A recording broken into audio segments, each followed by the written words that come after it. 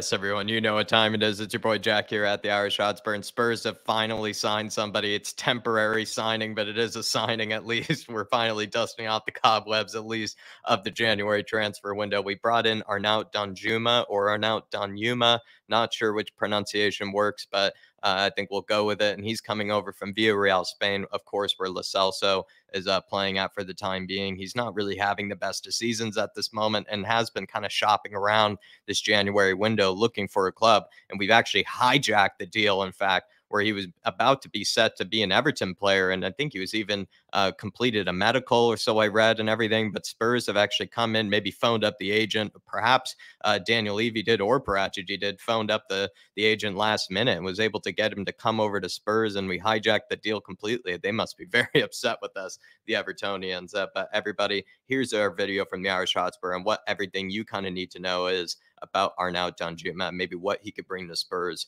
for the rest of the season and all that good sort of stuff. Do smash that like button, though, while you're in here, please. But let's take a look at him.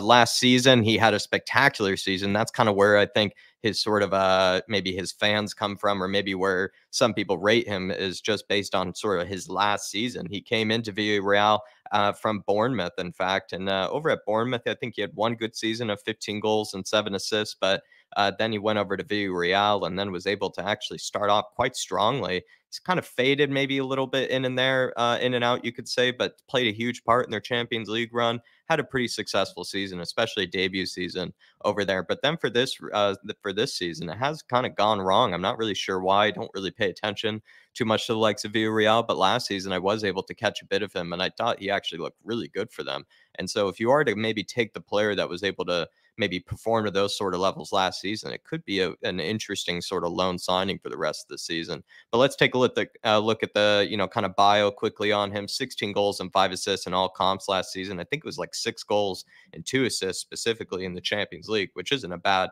record at all. And then in terms of this season, 6 goals and 0 assists across all competitions. I think that's La Liga, might be the Copa del Rey, and then as well as like the Conference League or something like that. I think they might be in this season. So it's really not going too well for him. He's 25 years of age, actually turns 26 quite soon. So Spurs will be wishing him a birthday very quick into his sort of temporary signing. He plays as a left winger or as a striker. I'm not sure if I've ever seen him play behind the striker. He could probably play as the second striker, but he basically is more of a left winger slash striker. I think he really is coming in, though, to be perhaps that sort of Sonny alternative and actually coming in to replace Lucas, because Lucas has basically been non-existent, perhaps, extinct this season to a degree, because I don't know what really that injury that's going on with him, but we just haven't been able to have him, which has made kind of an imbalance, you could say, on that sort of left-hand side on who's really challenging Sonny, on top of all the injuries that we've had. That hasn't really helped. So this guy, I think, is kind of coming in to maybe be that sort of Sonny alternative or that Sonny challenger,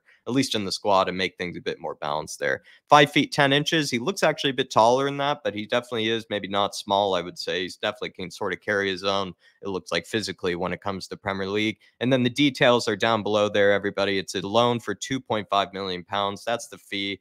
Straight out, but then it's an option to buy for £27 million. So there it is in terms of the details in the bio of Arnaut Danjuma. But let's take a look at as well, though, maybe kind of like what sort of stats and maybe kind of what makes him kind of the player that he is, and maybe also the player that he was last season. So last season, we're taking a look at him and comparing him to all forwards in La Liga, across all the forwards of La Liga of last season, by the way, everybody. And we're kind of taking a look at some sort of stats that I think maybe would help us maybe get an idea of what he could bring on that left wing. So he had a lot of shots last season. He played for, of course, Unai Emery's side, which was doing sort of okay in the league. They started to kind of prioritize the Champions League, as we know, but they were a formidable side.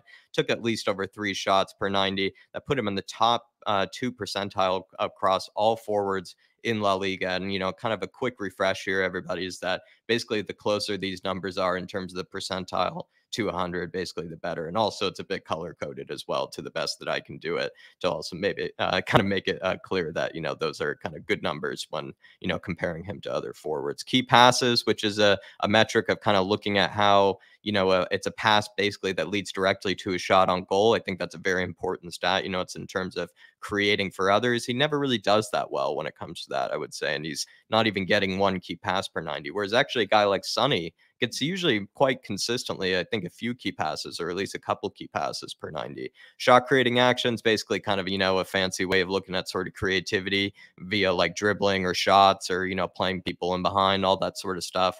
Not really too great there either, kind of average, you could say. And then dribbles completed, though, this is where I think he kind of shines in terms of his sort of techers, his trickiness. I think he is a bit of a tricky player and he likes to dribble at players with speed from what I've seen before. And he does actually have a bit of sort of kind of intimidation with how he's not exactly very small. Like I said, he can carry himself and then he kind of really goes at players with speed if anybody's ever seen him before. And so he was dribbling at least past 2 players per 90 and it put him in the top 11 percentile there. And then since he was basically playing as a left winger and as a striker over Villarreal, he was kind of taking up a lot of space in the box, which allowed him to get at least over 7 touches in the box per 90 as well, which is not bad at all. Put him again in the top 2 percentile, basically, of the top strikers or the top forwards of last season. So when you look at some of his numbers last season, there's some ones where you kind of think like, maybe the creativity isn't the best when it comes for creating for others. Like when we took a look at Trossard a while back, he's very good at creating for others. But then when you look at sort of how he gets shots on goal, how he's not afraid to get into the box, how he also knows how to dribble past players, those are all good things. In fact, kind of similar things to Sonny to a degree. Um, Now taking a look at sort of last season's Champions League, this is sort of comparing him to all the Champions League forwards, which is obviously a much higher metric and also kind of a different play style for the likes of Villarreal. We know that Villarreal were kind of sitting deep a lot more, a very compact, organized shape, and they were really hard to break down, but they obviously had a lot less of the ball. And so Danjuma, I would say maybe a lot of his stats kind of went down, but some of them kind of concerningly, I would say, sort of went down. When it comes to key passes, again, like he didn't really create for others, but it feels like when he had chances. And then when he also came to shots on target, though, I think he did actually kind of make up for himself, or at least kind of bring some respect, because he's obviously not going to have a ton of chances the way that Villarreal were sort of playing. And so he was able to, get shots on goal, at least get them on target for the most part. And he was in the, at least the top 44th percentile sort of thing. It's not really too, for a team like how they were a bit of an underdog, not really too disrespecting or what, what I'm trying to say. Shot creating actions, again, for creating others, it kind of consistently doesn't show it's that great there. Dribbles completed, again, I think it shows he's kind of consistent in that metric. He can, take it past his man, but his successful dribble percentage was a bit down. So he's actually losing it a lot. That might be because when they were trying to counterattack, it relied on him, beating his man and relied on him trying to create something out of nothing by beating his man and then leading some sort of counterattack. Of course, it's a high level, the Champions League, high level defenders, but he didn't really do it to, you would say, the most consistency, taking it past his man. So again, kind of some good stats and then also kind of some, stats to maybe be, I wouldn't say alarmed by, but, ones that I'm not going to sugarcoat it kind of thing, if you know what I mean. Let's take a look at this season. This season really has gone quite poorly for him.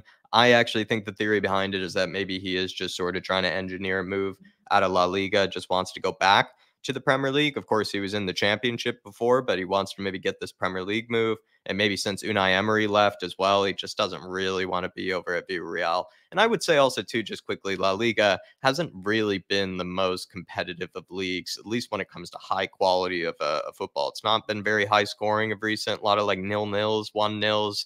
It's just not really been, the same pedigree to what it used to be before. I think at least that's my opinion. Maybe people disagree. Put it in the chat or put it in the comments down below if you disagree. But taking a look at similar stats again, it's not really too convincing. He's not really comparing too well to a lot of his, kind of fellow forwards in La Liga this season. I would say it's kind of dropped down a bit. The key passes is kind of around the same, to an extent. Shots total is sort of, down by a big amount, but not too big. But still, it's not very, it's not as high as it once was before. He was taking over 3 shots, I think, per 90, last season. Dribbles completed. This is where I'm more alarmed, is that went really down. So I'd hope to see that once he's back into a new team, that he's going to be, rejuvenated or re-energized, motivated to impress us. And when I've seen him, it feels like, his dribbling and his ability to skin his man is one of his best attributes. But this season, it looks like in terms of La Liga, in terms of, just for Villarreal, he's just been quite poor. And in fact, that's, I would say one of his strengths, but at least in terms of the stats, not looking very good. And I can't exactly explain it. And I'm not going to get too deep into the stats because anybody that, knows, you want to go by the seeing eye test. And from what I would say is that I'm going to kind of break down from what I've seen before of Danjuma, is that his strengths is, like I said before, he dribbles at defenders with speed. He can do that through, as a striker, and do that as a left winger. I do really kind of rate that ability of him. I think he is quite intimidating the way that he does it too. Like I said, because he's not like Brian Hill or something where he's quite small and, quite maybe fragile to a degree when, dribbling at defenders. He can kind of dribble at you like a bit like sort of Richarlison would, where he's a big guy, can also have a bit of agility to him. He likes to cut inside, but he also has a left foot on him. And that left foot can actually be used, as I put there, for finishing as well as his crossing. I've seen him be able to take it down the byline after maybe looking like he's going to cut inside, and then he puts in a pretty good cross with his left foot. And he's also, as well, I think last season, which was, as we all remember, a good season for him, he had plenty of finishes with his left foot. So he is definitely a two-footed player for the most part, at least more two-footed than, like, let's say someone like an Antony or whatever at Man United, a very two-footed player, let's say, in comparison to that. And he can put in a cross with his left foot from what I've seen before, which is a good thing. So then we have players like Perisic, as well as Danjuma, who can create for others in terms of the crossing department. And also Sonny too, right, is very good with his left foot. So, kind of something similar to that degree. And I also brought up before trickery. He has a bit of techers on him. He's not, just doing sort of basic kind of, I would say, sort of fundamental kind of ways of getting past his man. He's a very, he enjoys kind of a flick. He enjoys, going after, his man. He likes to embarrass them. He likes to do kind of elaborate things to get past his defenders. And he's had also some sort of pretty impressive finishes from what I've seen too, that also had a little bit of kind of class and a little bit of style to them. So definitely somebody that could get you out of your seat from time to time. Not going to say it's like, Ndombele level techers, but it's definitely, something where a guy that enjoys a nice flick and, enjoys the fancy side of the game, let's say. But weaknesses, let's take a look at the weaknesses. Defensive effort, kind of similar to Ndombele. Doesn't look like he really puts up much of a defensive effort, at least if you were to also compare to him to another forward like Richarlison. Richarlison puts in a huge defensive effort, no matter what position he's really playing, as a winger or as a striker. He will definitely be running all over the pitch for you. When it comes to Danjuma, I'm not sure if that's the case. Like, it doesn't really look like he exactly puts in a huge effort defensively. I can't see or I can't go much deeper in that because I don't watch a ton of him, but that's what I would say. Maybe I'm wrong. Creating for others, like I brought up before, some of the stats bring that up, and like I said, when you compare it to a player like Trossard, sort of kind of, maybe something of his that I think he could do maybe a bit better when it comes to maybe threading people in behind, maybe creating for others with maybe 1-2s, or just being able to just sort of kind of, find others in play. It seems like he can create for others only by kind of like skinning past his man and then kind of maybe playing a simple pass afterwards. Consistency seems to be something, with him. Like, he started off the season red hot from Villarreal. Then it looks like maybe there are certain games where he kind of didn't really bring in that same sort of form. And then this season, he's really tailed off. So you could probably say consistency might be a problem for him as well. And then when we look at the squad, this is why I kind of do sort of, no matter who we bring in to a degree, I'm kind of happy with the signing, because now we have a bit of balance here, because we have somebody who can play confidently on the left, right-footed player, kind of like Sonny, and can go in for Sonny when he needs a rest, or some people just he needs to be dropped in general, is some people's opinion. And Danjuma can come in straight away and do that and see what he can bring. We now have Richarlison being able to come in for Kane. He can also, of course, Richarlison play on the left, but not a lot of people were convinced with him on the left. And so now we have someone who's a bit more comfortable out there, at least in my opinion, and might be a bit more similar to someone like a Sonny in terms of that sort of trickery and cutting inside. And so this could be someone that could be a bit more satisfying for Spurs fans, at least when it comes to a left winger. And then Richie can be in his more comfortable position playing down the middle as a striker. Kulusevski and Hilmesi, if Hilmesi does stick around, I think Hilmesi can definitely be the alternative or kind of the understudy to Kulusevski for the rest of the season. And now you see there we have a bit of balance to the squad. And